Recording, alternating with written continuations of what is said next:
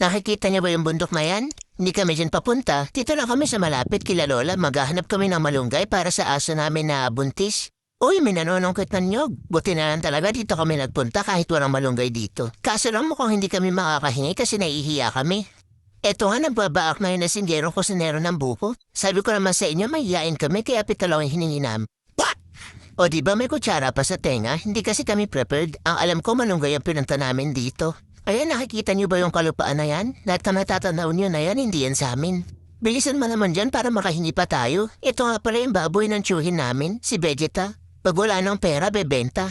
O di ba nakalimutan mo na kung nasan yung kutsara? Ani sa tenga mo? Wow, ang sarap ng huya mo dyan ah. Sakto yan, hindi pa tayo kumakain. Sabay tayong sikmurain. May baga tayo papamita. Ay, ito ako naman. Ang sarap pala maghanap ng malunggay dito. Pwede ba next week maghanap ulit tayo? Ito pa uwi na kami. Siyempre tangay namin yung buko. Bukas na lang siguro ulit kami maghanap ng malunggay. Eto binabaak na nga yung buko. Gagawa daw kasi sila ng buko juice. Sige ate, isahod mo na yung pitchen. Grabe natapon yung kalahati. Charot.